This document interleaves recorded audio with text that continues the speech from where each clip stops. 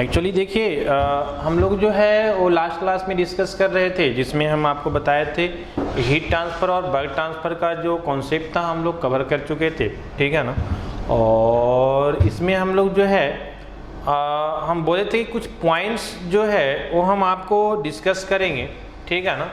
कुछ पॉइंट्स जो है वो वर्क ट्रांसफ़र और हीट ट्रांसफ़र के रिगार्डिंग वो हम आपको डिस्कस करेंगे, क्योंकि डायरेक्ट वहाँ से क्वेश्चंस होता है। जैसे आप देखे होंगे कि लास्ट क्लास में जब हम आपको क्वेश्चंस करवा रहे थे तो एक क्वेश्चंस आपको पूछ दिया गया था कि जो आपका प्रॉपर्टीज होता है that is independent of past history, है ना। उसका पास्ट हिस्ट्री से कोई रिलेशंस नहीं होता है, वो क्या होता है, इंडिपेंडेंट होता है। जो पॉइंट की हम आपको ऑलरेडी लिखा दिए थे, है ना। हम आपको जब पढ़ा रहे थे प्रॉपर्टीज उस समय इंपॉर्टेंट पॉइंट फॉर प्रॉपर्टीज करके हम 3 पॉइंट्स आपको लिखाए हैं, ऑलरेडी आप देख चुके हैं, हम फिर से उसको डिस्कस नहीं करेंगे, है ना। आइए देखिए यहाँ पे सेम उसी तरह से जो है वो important points for heat transfer and work transfer की हम बात करेंगे, ठीक है ना। तो ये जो important points for heat transfer and work transfer का जो कॉन्सेप्ट है इसमें हम आपको 5 पॉइंट बताएंगे जो कि इंपॉर्टेंट है, डायरेक्ट कहीं कहीं ऑब्जेक्टिव क्वेश्चंस में आपको पूछ दिया जाता है, ठीक है ना। तो फिर से हम आपको ये बता रहे हैं कि यहाँ पे नोट डाउन कराने का जो कंडीशंस है ना उसमें प्रॉब्लम्स है। Online class, online video class में जो है वो नोट डाउन नहीं करवाया जा सकता, इसलिए जो है वो पहले से लिख कर रखना पड़ता है पॉइंट्स को। चलिए आइए देखिए यहाँ पे ध्यान दीजिए। सबसे पहला पॉइंट है कि हम आपको कल प्रूफ किए थे, है ना, कि मेरा जो हीट ट्रांसफर होता है वो भी एक पाथ फंक्शन होता है। जो हम आपको इसके पहले एक statement first law of thermodynamics का स्टेटमेंट डिस्कस किए थे, क्योंकि उसको वहाँ पे यूज था। और फिर हम आपको हेडिंग दिए थे कि heat transfer as a path function, heat transfer जो है as a path function defined होता है, हम उसको वहाँ पे रिलेट किए थे, आपको बहुत अच्छे से रिलेट किए थे, आपको पता होगा। तो वहाँ से हमको पाथ फंक्शन डिफाइंड हुआ था, है ना, कि जो मेरा हीट ट्रांसफर है वो पाथ फंक्शन होता है ना।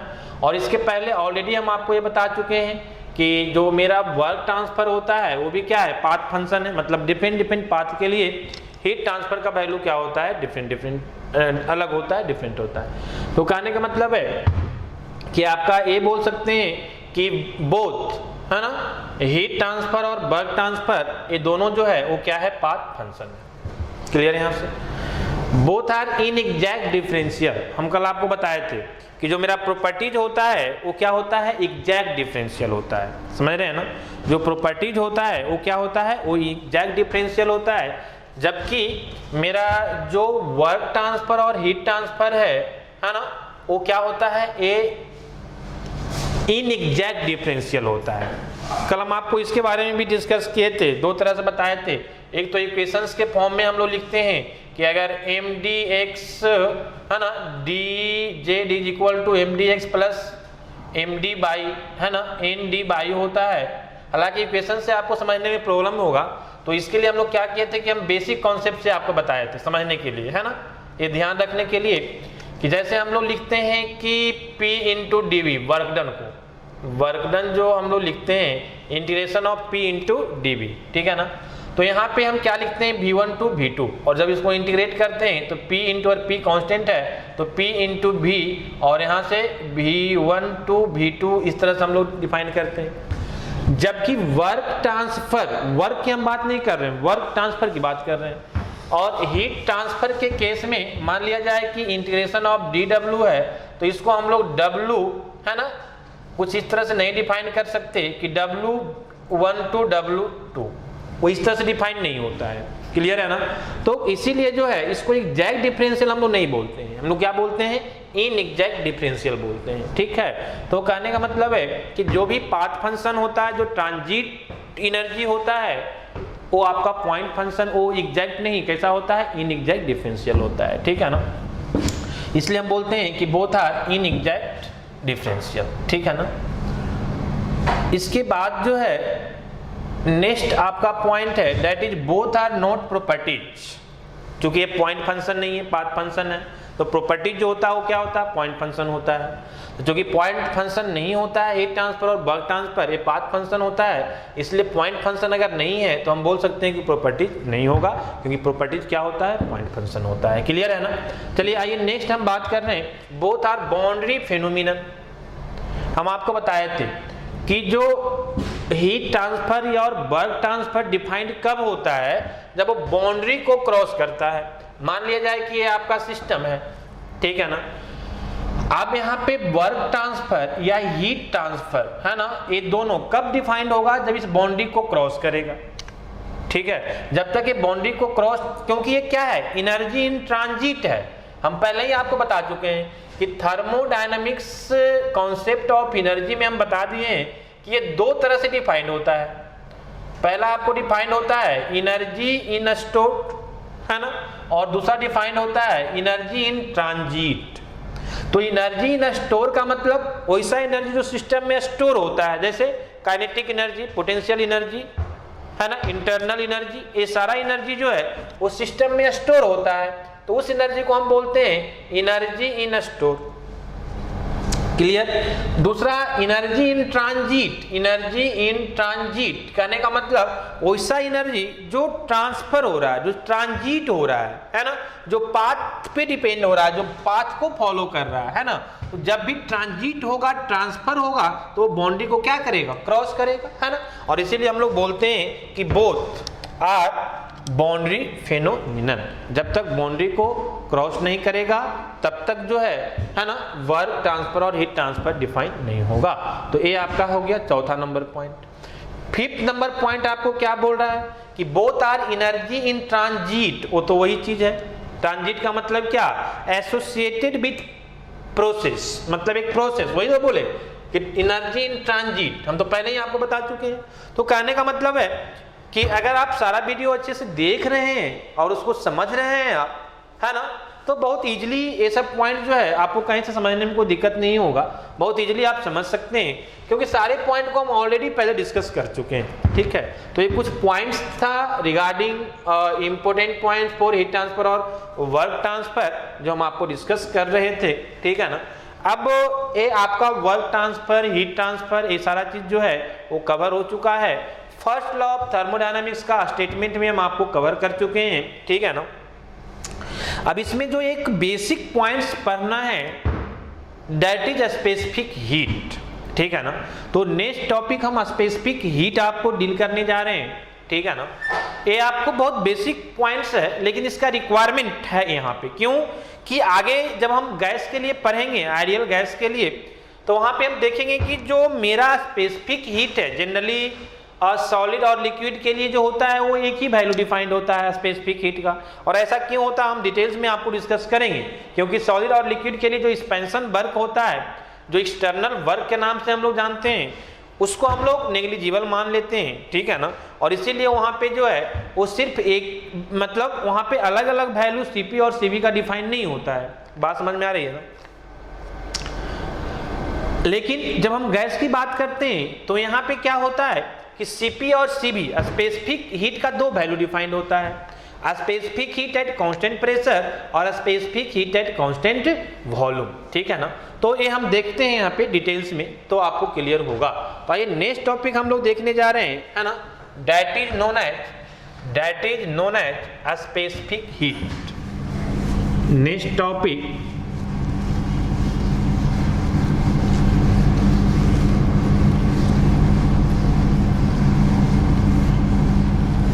दैट इज स्पेसिफिक हीट, है ना। देखिए हम आपको बात कर रहे हैं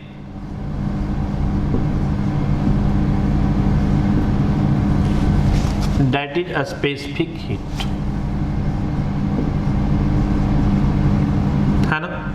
हम स्पेसिफिक हीट के बारे में बात कर रहे हैं, जिसको हम लोग डिनोट करते हैं सी से। जनरली जो इसको हम लोग डिनोट करते हैं सी से डिनोट करते हैं स्पेसिफिक हीट को, ठीक है। अब देखिए यहाँ पे ध्यान दीजिए थोड़ा सा, है ना, ये बहुत बेसिक पॉइंट होता है। अगर हम सबसे पहले आपको बताएं कि स्पेसिफिक हीट होता क्या है ना, अगर हम इसको डिफाइन करना चाहें तो आप क्या बताएंगे। तो स्पेसिफिक हीट जो होता है, स्पेसिफिक मतलब कोई यूनिट मास के लिए, है ना। तो इसको हम लोग इस तरह से डिफाइन करते हैं कि amount of heat required to rise the temperature of unit mass of substance for unit degree temperature difference। क्या हम बोले कि यूनिट मास ऑफ सब्सटेंस को यूनिट डिग्री टेम्परेचर डिफरेंस को राइज करने के लिए जो अमाउंट ऑफ हीट सप्लाई करना होगा that is known as specific heat. बात समझ में आ रही है? तो इसको पहले हम आपको डिफाइन करते हैं, फिर हम आपको इसको डिटेल्स में समझाएंगे, है ना, तो क्लियर होगा। क्या हम बोले, कैसे डिफाइन करेंगे? तो हम बोल सकते हैं कि it is amount of heat, it is amount of heat required, amount of heat required, it is amount of heat required to rise the temperature, to rise the temperature of unit mass of substance, unit mass of substance to unit degree temperature difference,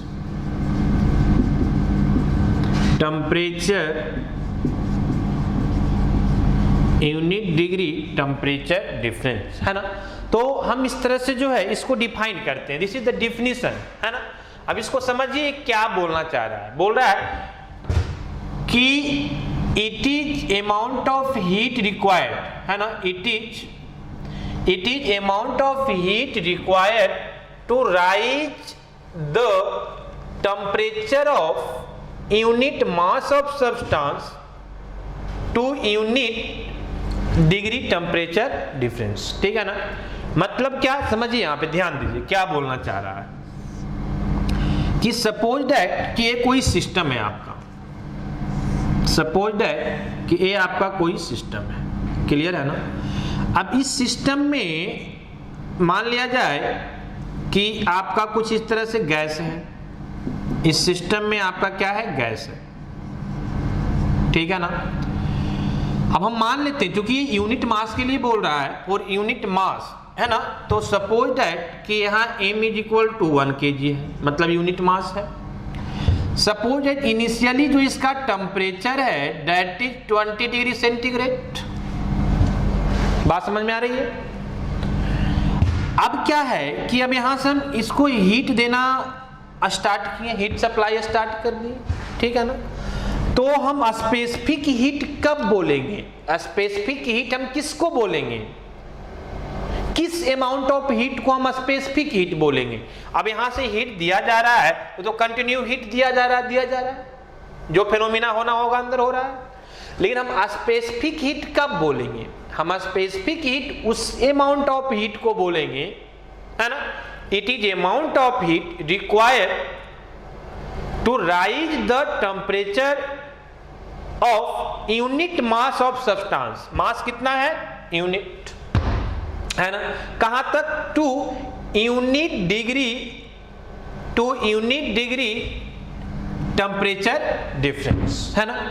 कहने का मतलब क्या हुआ कि unit mass of substance में unit degree temperature difference को raise करने के लिए, यूनिट डिग्री टेम्परेचर डिफरेंस को राइज करने के लिए जो हीट रिक्वायर्ड होगा, मतलब क्या कि इस टेम्परेचर को 21 डिग्री सेंटीग्रेड करने के लिए जितना हीट हमको यहां से देना पड़ेगा उस हीट को हम बोलेंगे क्या, स्पेसिफिक हीट। बात समझ में आ रही है? फिर से बोल रहे हैं, दिस इज वेरी सिंपल कि 1 kg ऑफ मास को 1 डिग्री टेम्परेचर डिफरेंस राइज करने के लिए जितना अमाउंट ऑफ हीट हमको सप्लाई करना पड़ेगा that amount of heat is known as specific heat. Clear है? तो इस तरह से हम लोग स्पेसिफिक हीट को डिफाइन करते हैं। अब आइए देखिए थोड़ा सा हम बेसिक कॉन्सेप्ट पे जाते हैं। वो कॉन्सेप्ट पे हम यहाँ पे जा रहे हैं कि आप पहले पढ़े होंगे 11th 12th या 9th 10th में भी पढ़े होंगे कि जब हम लोग हीट सप्लाई निकालने की बात करते हैं तो इसका एक रिलेशंस होता है mc डेल्टा टी। पढ़े होंगे आप लोग, है ना? तो कहने का मतलब है कि ये mc डेल्टा टी जो हीट ट्रांसफर है, यही यहाँ भी बेसिक कॉन्सेप्ट इसी को यूज करेंगे। क्लियर है ना? तो इसके लिए हम लोग क्या करते हैं कि पहले इसको देखते हैं कि ये जो हीट ट्रांसफर होता है mc डेल्टा टी, ये कहां से आता है, और तब इसी को हम क्या करेंगे, यहाँ पे इंप्लीमेंट करेंगे। बात समझ में आ रही है? इसे बहुत सारा पॉइंट आपको जानना है। एक तो पहले आपको ये जानना है कि कहां से डिफाइंड होता है, दूसरा फिर ये जानना है कि जब हम गैस की बात करते हैं, जब हम गैस में आते हैं तो स्पेसिफिक हीट जो है वो दो तरह से डिफाइंड हो जाता है, सीपी और सीबी के फॉर्म में। हाँ, लेकिन हम लिक्विड और सॉलिड की बात करेंगे तो वहां पे अलग अलग डिफाइन नहीं होता है। क्यों नहीं होता है इसको भी हम डिस्कस करेंगे, है ना? चलिए आइए देखिए वन बाय वन। तो सबसे पहले हम बात करते हैं कि ये जो Q is equal to mc delta T है, ये कहां से डिफाइन होता है। बात समझ में आ रही है ना? तो कहने का मतलब है कि आप हेडिंग दे सकते हैं,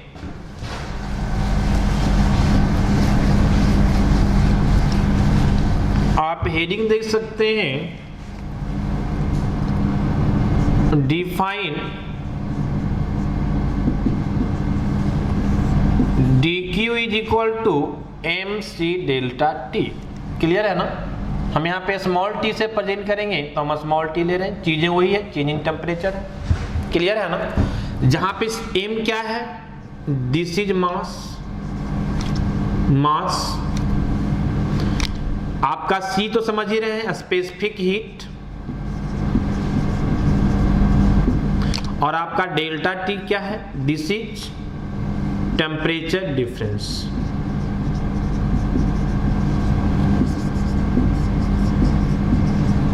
दिस इज टेम्परेचर डिफरेंस।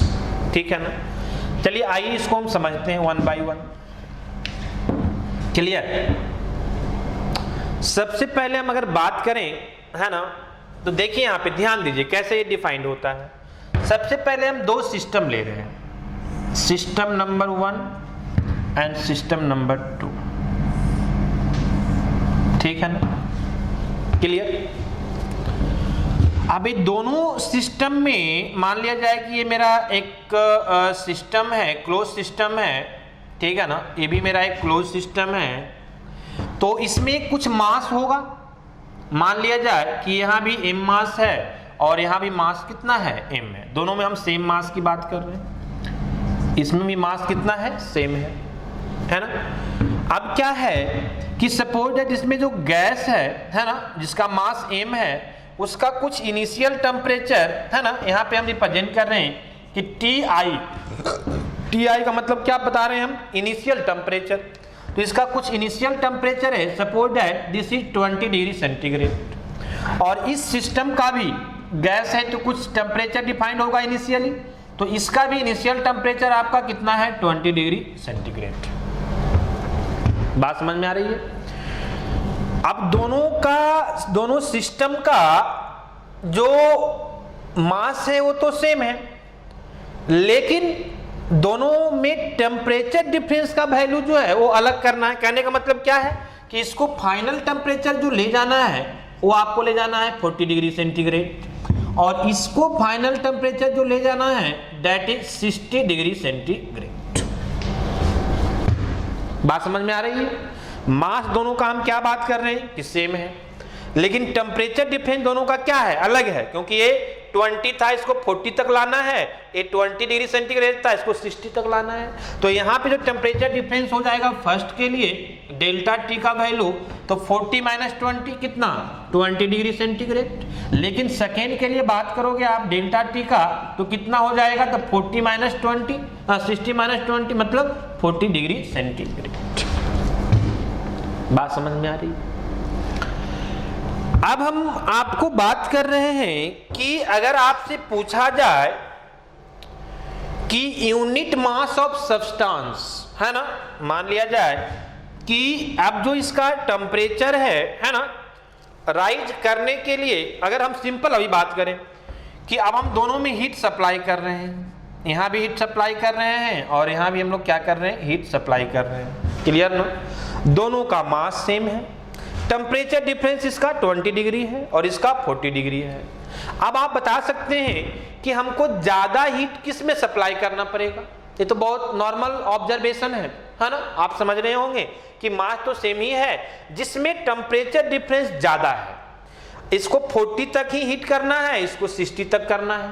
तो ये 60 तक करना है, दोनों का इनिशियल टेम्परेचर तो सेम था, तो चूंकि इसको 60 तक करना है, इसको 40 तक ही करना है, तो जो सेकेंड वाला सिस्टम है उसमें हमको ज्यादा हीट सप्लाई करना पड़ेगा। और एक क्यों?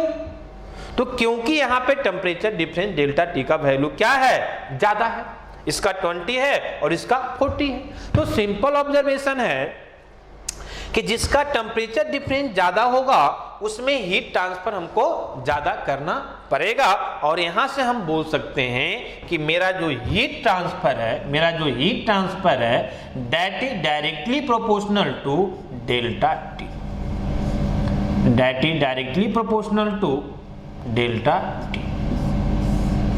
क्लियर है ना? और इसको हम मान लेते हैं इक्वेशन नंबर फर्स्ट। कोई प्रॉब्लम नहीं। चलिए आइए, अब हम आते हैं कि मास को हम डिफरेंट कर देते हैं और टेम्परेचर को हम क्या कर देंगे, टेम्परेचर डिफरेंस को सेम कर देंगे। बोलेंगे सर ऐसा ही सब क्यों कर रहे हैं? हम इसलिए कर रहे हैं कि हमको जो रिलेशंस लाना है हीट ट्रांसफर को किसके साथ, मास और टेम्परेचर डिफरेंस के साथ। तो एक हम रिलेट कर दिए टेम्परेचर डिफरेंस से, इस बार हम रिलेट कर दिए किससे, मास से, है ना? और वहां से फिर हम रिलेशंस को क्या करेंगे, डिफाइन करेंगे। चलिए आइए देखिए आप, सिमिलरली सेम प्रोसेस, फिर से हम दो सिस्टम ले रहे हैं, system number 1 and system number 2। फिर से हम दो सिस्टम ले रहे हैं, फिर से मेरा क्लोज सिस्टम है, कुछ इसमें गैस है। फिर से अब हम क्या करते हैं कि मास को डिफरेंट कर देते हैं। सपोज दैट कि M is equal to 5 kg है और इसका जो एम का वैल्यू है 10 kg है। क्लियर? अब मास दोनों का अलग है ना, मास अलग है, लेकिन इसका भी जो इनिशियल टेम्परेचर है, इसका भी जो इनिशियल टेम्परेचर है, मान लिया जाए कि जो इनिशियल टेम्परेचर है वो 20 डिग्री सेंटीग्रेड है और यहाँ भी जो इनिशियल टेम्परेचर है 20 डिग्री सेंटीग्रेड है। यहाँ भी जो हमको फाइनल टेम्परेचर लाना है दैट इज 40 डिग्री सेंटीग्रेड और यहाँ भी हमको जो फाइनल टेम्परेचर लाना है that is 40 degree centigrade. Clear है? अब आप बात करेंगे कि इस सिस्टम फर्स्ट के लिए टेम्परेचर डिफरेंस कितना है जी, तो 20 डिग्री सेंटीग्रेड है ना, 40 माइनस 20। सेकेंड के लिए टेम्परेचर डिफरेंस कितना आएगा जी, तो यहां भी 40 माइनस 20 मतलब क्या, आपका 20 डिग्री सेंटीग्रेड। टेम्परेचर डिफरेंस दोनों के लिए क्या है, सेम है, लेकिन मास दोनों का क्या है, डिफरेंट है। अब यहां पे जो है फिर से हम हीट सप्लाई कर रहे हैं। बात समझ में आ रही है ना? तो ये सेम टेम्परेचर डिफरेंस को लाने के लिए यहां भी 20 से 40 लाने के लिए और यहां भी 20 से 40 लाने के लिए किसमें ज्यादा हीट ट्रांसफर करना पड़ेगा, तो फिर से आपको समझ में आ रहा होगा, फिर से आपको लग रहा होगा कि ये वेरी सिंपल ऑब्जर्वेशन है कि टेम्परेचर डिफरेंस तो 20 इसमें भी करना है, इसमें भी करना है, क्योंकि लेकिन इसका मास कम है, इसका मास ज्यादा है, तो इसमें हमको ज्यादा हीट ट्रांसफर करना पड़ेगा। तो फिर से यहां हमको एक ऑब्जर्वेशन निकल कर आता है कि जो मेरा हीट ट्रांसफर होगा that is directly proportional to mass, कि जिसका मास ज्यादा होगा उसमें हीट ट्रांसफर हमको ज्यादा करना पड़ेगा। बात समझ में आ रही है ना? अब देखिए, मान लिया जाए कि ये आपका इक्वेशन नंबर 2 है, ये आपका इक्वेशन नंबर 2 है। अब इक्वेशन 1 और 2 से हम क्या बोल सकते हैं, बताइए हमको। ये तो हो चुका है देर। अगर हम आपसे बात करें कि इक्वेशंस 1 और इक्वेशन 2 से हम क्या रिलेशंस को डिफाइन कर सकते हैं, तो बिल्कुल कर सकते हैं। देखिए कैसे, ध्यान दीजिए थोड़ा सा। हम आपको बोल रहे हैं कि दो इक्वेशंस हम डिफाइन कर लिए, अब हम बोलना चाह रहे हैं कि फ्रॉम फ्रॉम इक्वेशन 1 एंड 2, है ना। इक्वेशन 1 और 2 से हम ए आपको बोलना चाहें कि this is also directly proportional delta T directly proportional to Q, या Q E directly proportional to delta T, यहाँ भी Q E directly proportional to mass. तो इसको हम लिख सकते हैं फ्रॉम 1 एंड 2 से कि Q E directly proportional to mass and change in temperature. Clear है। अब प्रोपोर्शनलिटी को इक्वलिटी में चेंज करेंगे तो क्या करेंगे, किसी कांस्टेंट वैल्यू से मल्टीप्लाई करेंगे। तो आइए यहाँ पे हम इसको चेंज कर रहे हैं इक्वलिटी में, that is constant value C specific है ना, and M into delta T. Clear है ना, M into delta T, small T से हम दिखा रहे हैं इसलिए स्मॉल टी से ही दिखाएंगे। क्लियर है ना। अब देखिए यहाँ पे जो मेरा C है ए इसी फॉर्म में आ गया, बस थोड़ा सा ऑर्डर को चेंज करना है। कहने का मतलब है कि Q is equal to M को पहले लिखता है C इंटू डेल्टा टी। तो जो इक्वेशंस हमको डिफाइन करना था वो इक्वेशंस मेरा क्या हो गया, डिफाइंड हो गया। Q is equal to M C delta T, और ये बहुत ही सिंपल वे में डिफाइंड हो गया, बहुत सिंपल है। ऑब्जर्वेशन आप देखेंगे तो आपको इजीली समझ में आ जाएगा। तो this is the relations which I have used in a specific heat when go for details, है ना। जब हम लोग डिटेल्स में जाएंगे तो इसको हम लोग यूज करेंगे। जैसे हम आगे आपको जाएंगे तो हीट ट्रांसफर जब पढ़ेंगे वेरियस प्रोसेस में, डिफरेंट प्रोसेस में, तो वहाँ पे हम आपको डिफाइन करेंगे सारी चीज़ों को, तो वहाँ पे हमको इसका हेल्प मिलेगा।